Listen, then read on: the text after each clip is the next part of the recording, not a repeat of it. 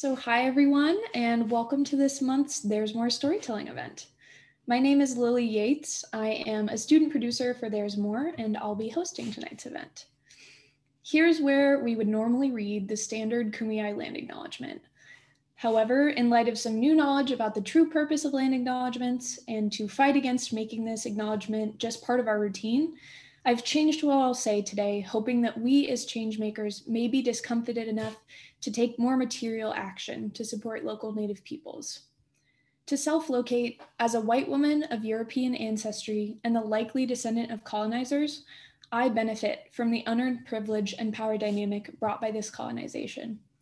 As a means of recognizing my privilege to call attention to the continuing claim of the Native Kumeyaay people to this land and the responsibilities of non-natives as inhabitants, I would like to share this land acknowledgement. This land is the forcefully colonized land of the Kumeyaay people, from the Pacific Ocean, south to Baja Norte, Mexico, east to the Colorado River, and north to Warner Springs Valley. The bird and lightning songs tell of their history on this land long before the arrival of European colonizers. It is intertwined with their livelihoods, relationality, community, and identity, and the damage done by continuing violent colonization cannot be undone. It is up to the non-native people who inhabit this land to recognize this damage and take steps to understand its continued effects on the Kumeyaay, and to sit in the discomfort brought by this consideration. This discomfort must lead to action in support of the Kumeyaay and prioritizing Kumeyaay voices in all land-involved discussions. Non-natives can pay rent to the Kumeyaay by using our privileged positions to promote this awareness, and can also offer monetary support to the Kumeyaay land restoration and preservation efforts by donating to the Kumeyaay Diagueño Land Conservancy at kdlc.org. With that said, we want to welcome you, especially if this is your first There's More live storytelling event. This event is a part of a broader storytelling initiative created by the Humanities Center, Changemaker Hub, and College of Arts and Sciences. Every month, my fellow student producer, Amulia Madali, and our wonderful advisor, Dr. Keeling, put on this live event, focusing on a different theme or idea. We hope to share stories that bring out raw and meaningful experiences of the human condition. We then take the recordings of this event, produce them, and publish them on our There's More podcast. You can find us on iTunes by searching for There's More, or at our website, there'smore.sandiego.edu, if you want to hear even more amazing stories like the ones you'll hear today. Today, we're gathering for a co-sponsored event with the Honors Program. I want to thank Dr. Susanna Stern for all of her work coordinating with us and her many students, if you would like to say a quick hello. Hi, everybody. I would just like to say thank you so much to our honor students who are speakers today. And I also want to say how wonderful it is to continue to collaborate with the Humanities Center. It's really exciting to see how much value the Humanities Center offers to this campus. And one of my favorite events certainly is this storytelling event. It is moving, and I'm so glad that the Honors Program can share this opportunity to create stories. I also want to thank our other sponsors, Dean Noel Norton of the College of Arts and Sciences, Lindy Villa, the Humanities Center Coordinator, as well as Mike Williams and Juan Carlos Rivas with the Changemaker Hub. Our theme for this month is Clash. This theme, like all of our themes, can be interpreted in any way our storytellers wish. When our team came up with this theme, we recognized the myriad of different experiences and formative experiences that define a college student's journey, and wanted to provide a space for those to be explored. So we are about to get started, but before we do, I'd like to encourage audience members to have their screen on and to mute their audio. Also, if storytellers seem to be having any problems with Wi-Fi, we know that turning off audience member videos can help us with this a little bit. However, it is nice, of course, for the speakers to see audience reactions to their stories, so just keep that in mind. At the conclusion of all these stories, we're also going to open up the floor for discussion, so please consider insights, connections, and questions you might want to ask in relationship to the stories you hear. So with that all said, let's get started. Our first speaker today is Riley Lim, a sophomore majoring in French and Francophone studies. A fun fact about Riley is that he was actually in a Super Bowl commercial. Riley will need to slip out after his story, but looks forward to watching the other storytellers and listening to any comments or discussion about his story at the conclusion of the event, so everybody be sure to still keep those in mind. And Riley's story today is called The Clash of a Threatened Identity. Let's welcome Riley using sign language or emojis, whatever works. And Riley, you can start when you're ready. So I want to begin my story to have you all imagine the cutest, most happy-go-lucky Chinese grandma you can think of. She's about 5'5", has dark brown hair, and is wearing this super cute vest she bought from Macy's for 60% off. Now she's wobbling up to the front door and screaming my name and saying, Wiley, 乖仔，你可以幫我換觀音菩薩個生果好唔好啊? Now in Cantonese, this means, hey Riley, sweetheart, can you please exchange the fruit on the Goddess of Mercy's shrine, please? Now, who is this Goddess of Mercy and what does she have to do with fruit? Well, I'm gonna explain to you my weekly chore. So in my house, we have these two beautiful dark velvet red shrines with beautiful flower engravements that hold two really important religious figures in the Chinese culture. One of them is Gunyam Posa, the goddess of mercy, the Buddhist goddess of mercy. Now, in these shrines, there are these gorgeous porcelain figures wearing a silk robe and a beautiful headdress, and she is just purely elegant. And she represents peace, kindness, and safety, not only for my family, but for all those I meet. Now, the second god is Deju Gonggong, god of the soil. Now for art, he's this Confucian-esque, long-bearded individual who represents foundation and stability for my family. Now, this could be encouraging us to be resilient during the hard work week, or also just stay united as a family. And it's a really great thing to have. Now, my responsibility is to exchange the fruit that we put onto these shrines in order to express my gratitude for all the magic that these two shrines have brought into my life. Now I take out the old ones, put in the new, bow 3 times, kiss my grandma on the cheek, and then go upstairs and do my own thing.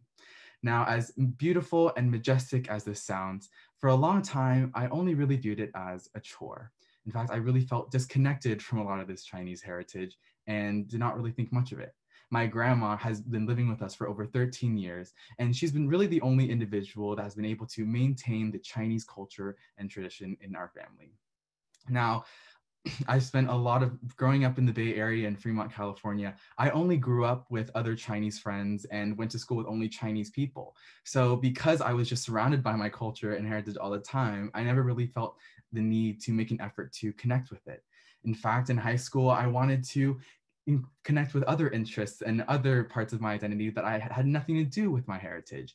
I loved European culture and history, and I loved French. Oh gosh, I loved French, and how elegant the language was in comparison to the harsh, crass sounds of Cantonese I spoke every day with my grandma. Now, while it was great exploring things of my own identity that had nothing to do with my ethnicity, it eventually led me to stray away from it, and I almost shunned it. Later down in high school, I realized a lot of unsettling things I began saying, like, oh, I'm not that Chinese compared to other Chinese people, or I don't really care for a lot about those rituals and customs that we always do. I built pride over being this really quirky American that wanted to be not like other Chinese people. And while this was cool for a moment, after I felt really uncomfortable. And now my whole world changed, and for many others as well, during 2020 and 2021 in the COVID-19 pandemic. Not only are we facing this awful virus, but the Asian American community has faced a devastating rise of Asian hate crimes, not only to kids my age, but to our beloved elderly. Now, hearing stories of the 84-year-old Thai man who was murdered in San Francisco and the thousands of other elderly that are being assaulted, it really took a toll on my mental health. All I could think about was my beautiful grandma, who is just the cutest, kindest person you'll ever meet, who wants to just bring apples home and goes out to the grocery store to bring home food. And I was terrified for her. This not only led me to feel like my identity was threatened, but was a real signal. During Chinese New Year this year, I could barely focus on the amazing festivities and family because it was overshadowed by the racism, hatred that has plagued this country and all over the world. I was scared, and after dinner, all I could do was go into my bed, stare at the ceiling, and cry. I was scared, alone, and again, fearful of what this means for me and my family, and also my Chinese community. I tried going on TikTok and YouTube to distract myself from this mental scramble, but none of it worked. And eventually my brain went straight to those shrines that I talked about earlier. Two trivial things I viewed as a chore now became the only two things that brought me peace.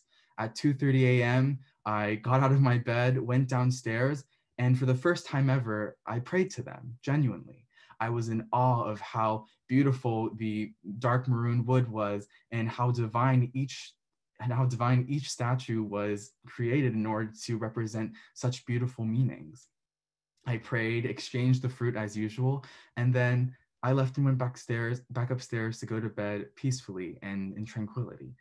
Perfectly enough, the next day, my grandma told me that these shrines have been in my family for over 100 years. Now, it was incredible to realize that I was doing something that has been carrying my family for generations, and it was so empowering and so invigorating. I realized that I have to put a lot of love to this Asian culture and heritage because it's really, really beautiful. I never really felt connected because, again, my identity never felt threatened, and now it was the only thing that brought me peace. So to anyone out there who faces this internal strife or clash with your ethnic identity, please, please go and reach out to it, because sometimes it's really the only thing that can bring you peace and make you happy. Thank you so much for listening to my story. Thank you so much for that story, Riley. I'm sure that, it took a lot of effort for you to share something so personal and a struggle, that's been so important to you. So thank you. Okay. So our next storyteller today is Jennifer DeSantis, also a sophomore, majoring in psychology and minoring in biology. Jennifer loves to go paddleboarding at Mission Bay, and her story today is titled The Tone of a Flatline. Let's welcome Jennifer, and you can get started whenever you're ready. We're going to jump right in here. So in the 21st century, we don't really talk about death much. It's like an elephant in the room, but instead the room is society, and the elephant is the fact that eventually we're all going to die. No matter how much we ignore this natural progression of human life, it surrounds us constantly. It is the one aspect of life that is completely unknown to us. And this lack of certainty is what makes people uncomfortable. And that discomfort leads to different methods of coping. It is not a common occurrence for a person to witness other people's passing. That's more of an attribute to certain occupations. Lucky them. There is this clash between those that are living and the idea of death. And while we can theorize about our reactions and internalizations of this, one does not know until they actually witness it. In high school, I was a shadow in the emergency room. I had a badge that read Observing Physician, which was a very misleading title, and baby blue scrubs that made me look like a box. I wore space patterned Converse, and I had this naive look about me that just screamed, I'm in way over my head right now. And I was right. On many occasions throughout my time in the ER, the doctor I worked with would look at me and say, shape up, kid. You look like a deer in the headlights. Well, sir, considering that my medical knowledge thus far is solely derived from Grey's Anatomy and Scrubs, are we so surprised? Throughout my time there, I saw some really gruesome things, as one can imagine. I also saw some really weird and mildly comical things, but that's for a different talk about humans putting things places they shouldn't be. I had this idea of the ER that it would be like it was in the TV shows, highly dramatic and constantly moving.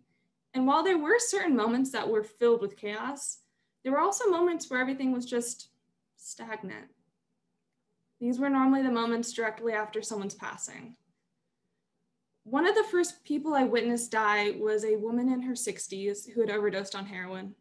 I was filing paperwork around 2 p.m. when the PA system loudly proclaimed, triage in Trauma Bay 2, triage in Trauma Bay 2. Heat rushed through my body and I could feel sweat pooling on my upper lip and my forehead as I rushed to the trauma bay. The paramedics swiftly pushed the stretcher into the ward while spewing the patient's medical history, but all I could hear was her labored breathing. She was frail. Her skin hung loosely on her face and hands, revealing her skeletal figures from the years of opioid use. I stood frozen in the corner of the room and watched the doctor cut a clean sliver in her neck for the intravenous port. The patient's dull blue eyes remained open for the entire procedure. Her pupils dilated like black holes staring at the ceiling, and her body was cold with this sickly blue tint. She was unresponsive to the poking and prodding of the many nurses. I was surrounded by complete commotion, but remained fixated on her decreasing breath. Entranced by the rattling I could hear forming in the back of her throat. I could hear the heart rate monitor increasing in frequency and volume like an oncoming train, and I watched her body seize and her torso stiffen, then relax. The heart rate monitor manifested the dreaded flat line. The rattling in her throat diminished. Her time of death was called, and the majority of the medical personnel in the room returned to their previous tasks, but I was transfixed on her pale, lifeless face. I anticipated seeing someone die in the ER, and I knew it was bound to happen. I just thought that after it did, that I would get in my car at the end of the day, dramatically pull off my ID card, hit the innocent steering wheel a couple times, and manically drive home through my blurry tears with the fray playing in the background like in Grey's Anatomy. But alas, life is not a medical drama. At the end of that anticipated day, I got in my car, put on my seatbelt, shuffled my John Mayer playlist, and calmly drove home. I took a shower, had dinner with my family, watched some TV, and went to bed, as if nothing had happened. While I laid there that night, I heard the linear tone of a flat line on a heart rate monitor, but that was all. Months down the road is when everything caught up to me. I was sitting in the kitchen with my mom crying, as one does at 11 p.m. on a school night, and that's when all the grief hit. But not only grief, but guilt. Why hadn't I reacted sooner? What was so maniacal about me that I did not feel sad in the moment, but only stunned? Death was not what I expected it to be, but more importantly, neither was my reaction. There was this clash within me between my moral mind and the reality of my reaction to death. Did I lack empathy? I questioned myself for so long afterwards, trying to find an answer to my initial apathy. But that was it. In that moment, when I was questioning myself, that was when I came to grips with life and how fleeting it is. That was empathetic and completely human of me. I had this expectation of myself to take on all of these emotions from death immediately, and I expected perfection. But what I got was authenticity. I was young, and I still am, but I have processed through this tension and clash between my preconceived notions of reality and the mortality of human life. As cliche as it sounds, I have come to learn that life is limited and precious. This isn't meant to scare anyone, but remind you to love truthfully and completely, because without compassion, without love, without empathy, without patience, our lives are just the linear tone of a flat line on a heart rate monitor. Thank you. Thank you so much for that story, Jennifer. What an impactful experience. Thank you for sharing it with us. All right, so for our third speaker today, we have a first year here at USD, Cali Ortega. Her fun fact is that she loves airports, even though they stress most people out. Please welcome Cali as she shares with us Cleats to Microphones.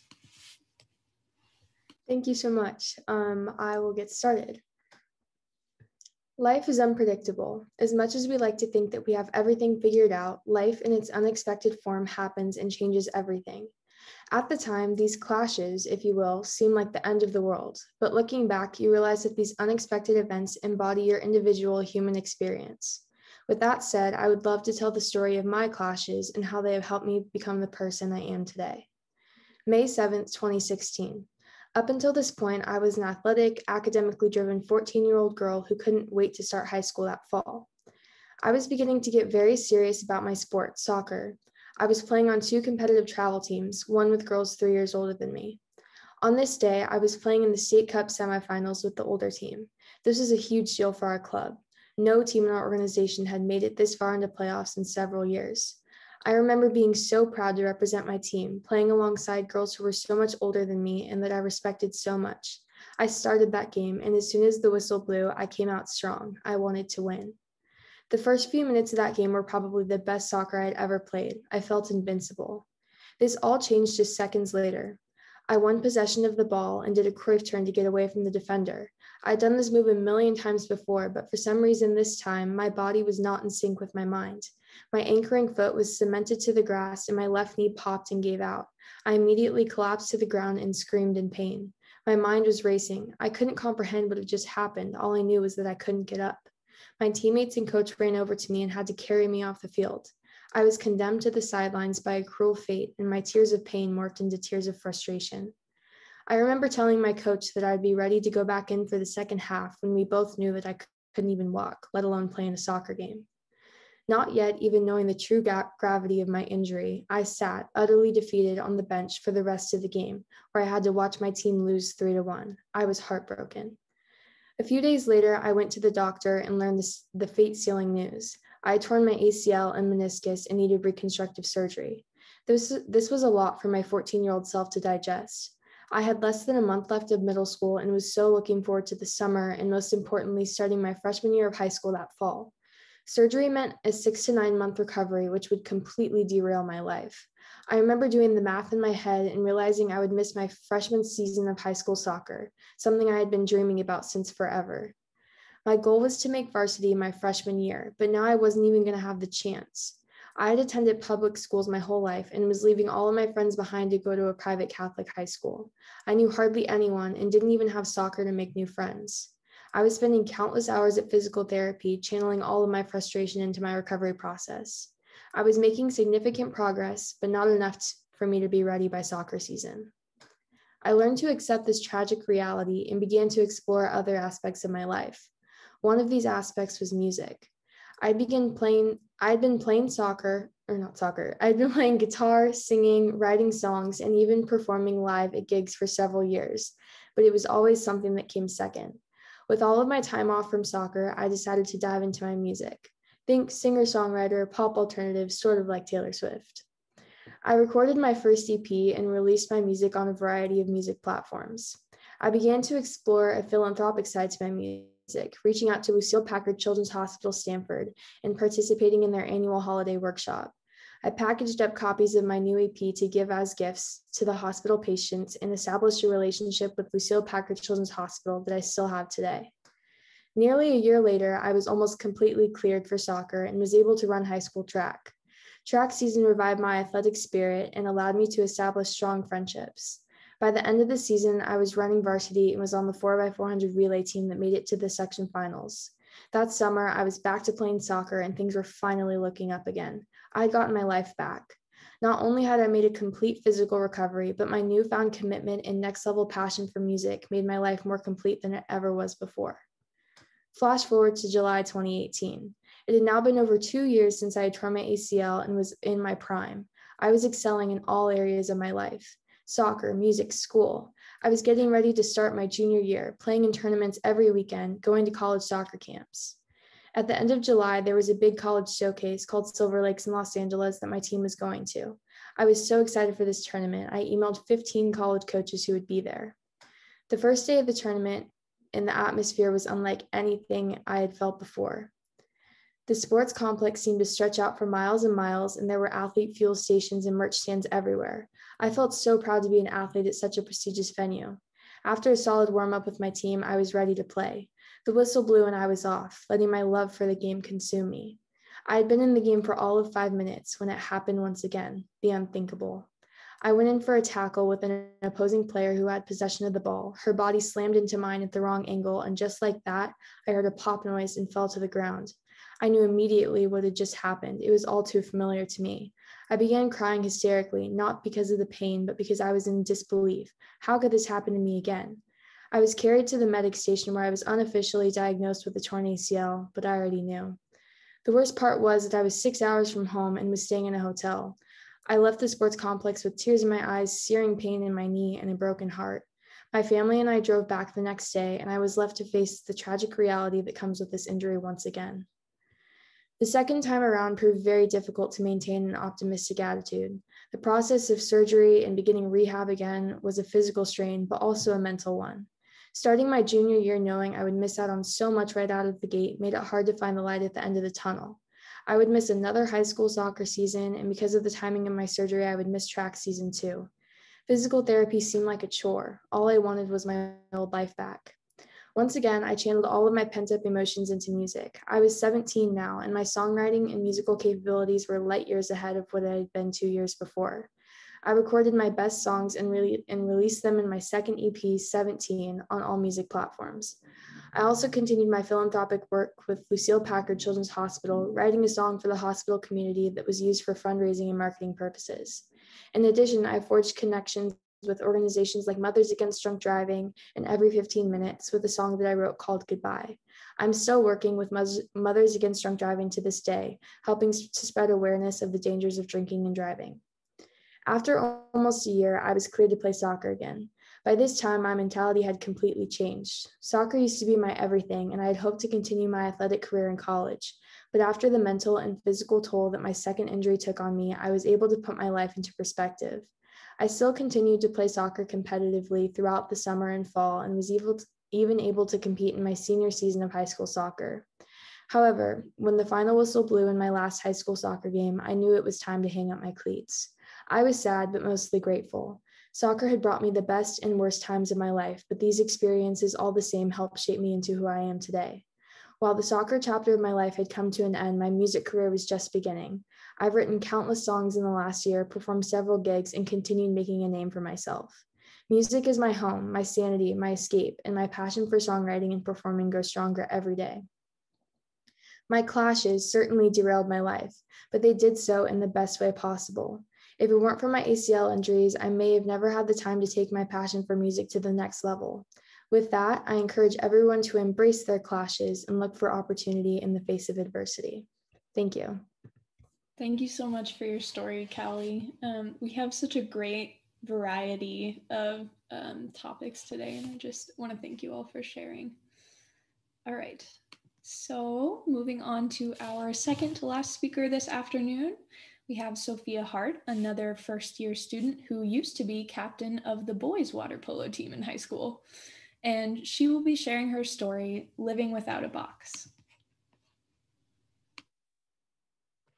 When I was 5 years old, sitting in after-school care and playing with my cousins, a boy that I liked decided to make a club. You know, the little kids make-believe clubs that we all made for some reason when we were little. He went from person to person, telling them that they could be in his club.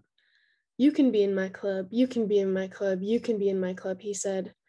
But when he got to me, he stopped and said that I couldn't. I went outside, sat on the steps, and I cried.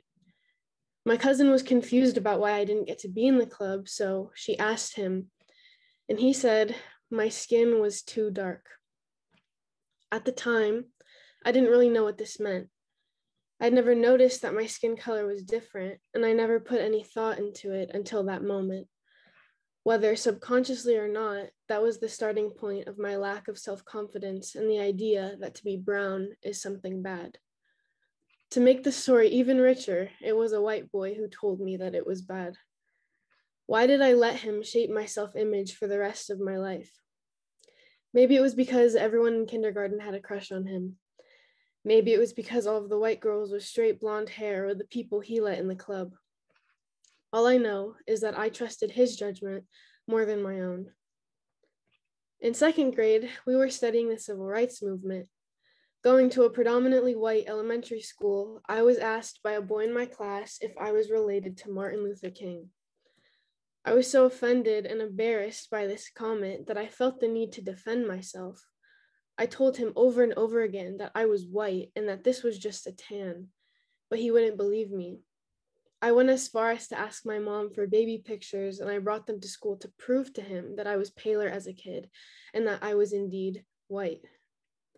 I was so upset that someone could accuse me of being Black or brown.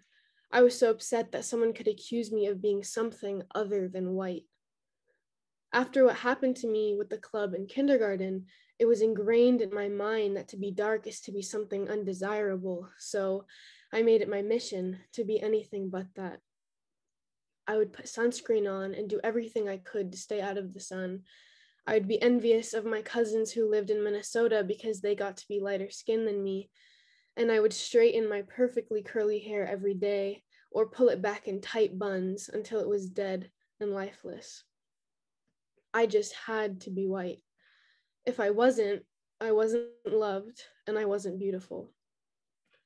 In 5th grade, I begged my mom to shave my legs because some girl made a comment about how dark my hair was compared to her golden peach fuzz legs. I was always trying to edit myself to fit a standard I just wasn't made to fit. In that same year, I was hanging out with a group of kids in my grade, and I guess they didn't notice I was tagging along. So one of the boys turned around and said I was too fat to be friends with them. So I believed him and walked away, completely deflated. Now I held 2 things in my mind that were wrong with me. I was too brown and too fat. And although I was a little thicker in the thighs and had baby cheeks, I didn't really consider myself fat.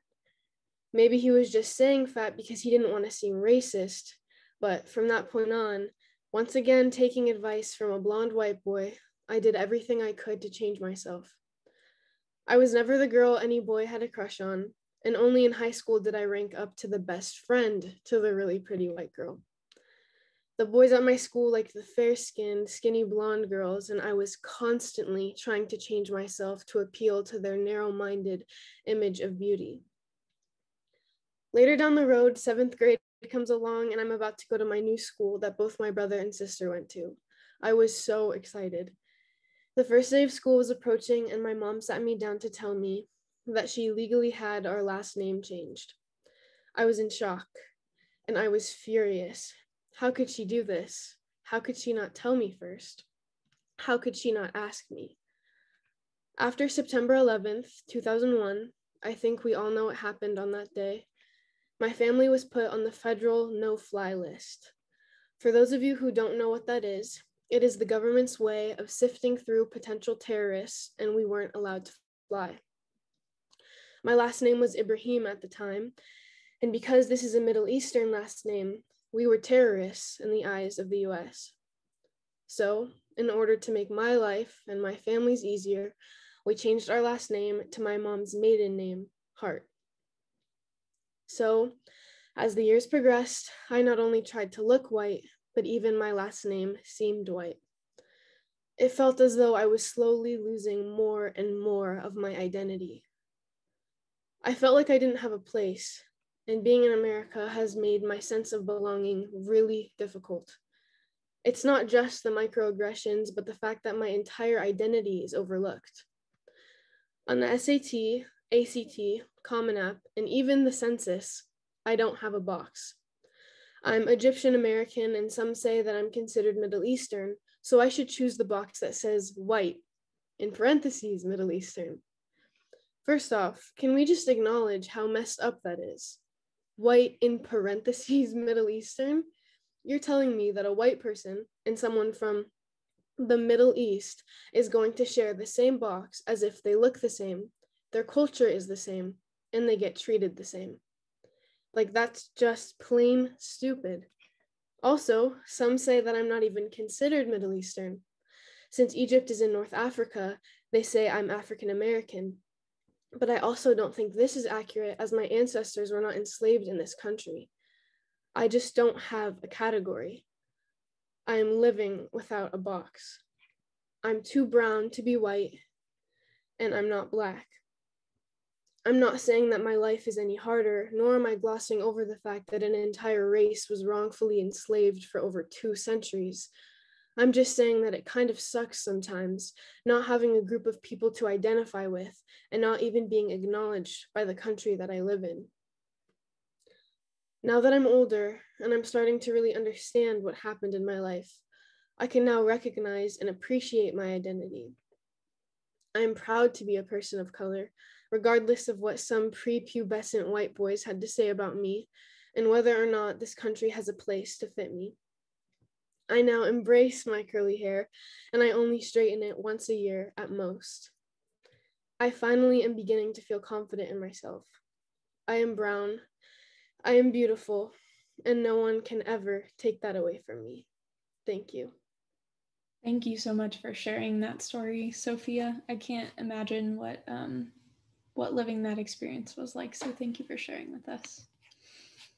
All right, so last but not least this afternoon, we have sophomore student Brant Jaeger, a double major in real estate and finance with a minor in architecture. A fun fact about him is that the first word he ever spoke was agua, even though he speaks only intermediate Spanish at best now. Sharing with us his final story, The Lens of Expectation. Let's welcome Brandt. Life is a very strange and chaotic thing. Oftentimes, as we navigate our lives, we are forced to make assumptions and expectations about not only situations we have to experience personally, but also about the experiences of others. I was born in the very rural and obscure town of Crossville, Tennessee, to a single mother, a mother who never raised me. That was because I was actually adopted. It was a prearranged adoption before I was born, and I ended up getting on a plane at 2 days old to fly to Los Angeles, where I was raised by two gay men, my dads, until we moved to Denver when I was 9. Growing up with two dads in very liberal cities was a blessing because I never really had to experience ridicule or being made fun of for the fact that my parents were gay. I do remember, though, several instances of the following question from peers at school and on swim teams. Oh, you have gay parents? What is that like? And this question is always interesting because in it lies an implication that obviously my experience being raised by two dads would be dramatically different from someone's experience being raised by a mom and a dad. But the thing is, it wasn't. If someone were to ask you, what's it like having a mom and a dad? That question would probably cause you a moment of pause because it's certainly a little strange to try to answer. I don't know, it was normal. And that's seriously how I felt and continue to feel about the whole thing. It's a strange feeling when other people carry an assumption about your experiences that you don't necessarily resonate with.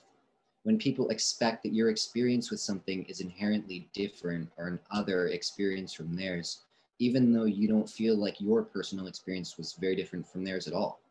Most of my friends as a kid had straight parents, and their households weren't very different from my own. When I was a sophomore in high school, the realization dawned on me that I wasn't as 100% straight as I had previously thought. Coming out to family in any case is an emotional and complicated undertaking, especially when one isn't sure how their loved ones will respond. There are kids and adults all over this country who have been outcast, disowned, and even in extreme cases assaulted by family members for coming out as bi or gay or trans or non-binary. Naturally, people assume that because I have gay parents, coming out as bi to them would be extremely easy, as it's not like they'd disown me.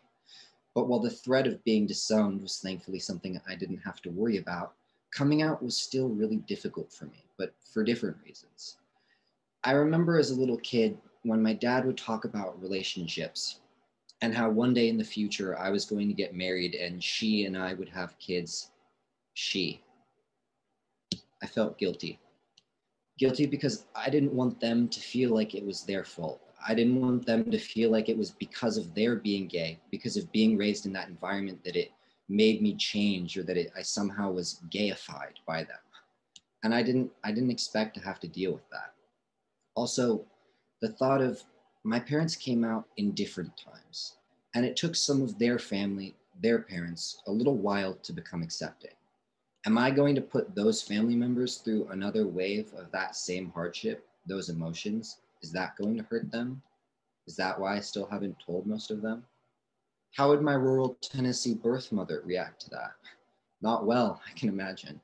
Maybe I'll tell her one day. Probably not, though. I talked to her over the phone and heard my own mother's voice for the first time in my life about 4 months ago. Reconnecting with long-lost adoptive parents is like something out of a movie. At least that's the expectation. I was under the impression that when adopted children reconnect with their birth parents, it either goes really well or really horribly. When I connected with her for the first time over Instagram, we had set up an appointment to talk, and I waited for the phone to ring, anxiety roiling and my stomach in knots. When I told my friends about reconnecting with her, a lot of them seemed more excited about it than I was. Thought it was a bigger deal than I did.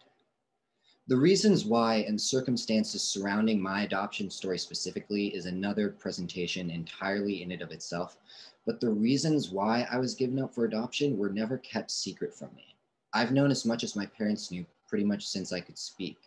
I am forever grateful for the role my mother played in providing a life for me that she never could have herself, but that was her role. That was her part. She's my mother, but she's not my mom. And I think that's difficult for some people to understand. Our conversations went well. We talked for hours.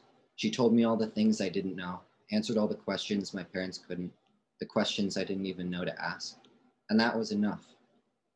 But it wasn't grandiose. I felt a sense of relief, of clarity, a little happiness, a little sadness. I mean, she's great, but people are never who you expect them to be. Their experiences are never what you expect them to be. Our own experiences aren't what we expect them to be. Even our own thoughts can betray our expectations. But that's beautiful, because that's inspiring and invigorating, and it makes things exciting and surprising, and that's life. The lens of expectation will always be broken by the truth of lived experience. Thank you. Thank you so much for sharing that. I feel like that was a really great note to sort of end our stories on, because that's really, what we want this event to be about is shattering those preconceived expectations we have for one another. So I want to thank all 5 of our storytellers for your awesome stories and for sharing a piece of yourself with all of us.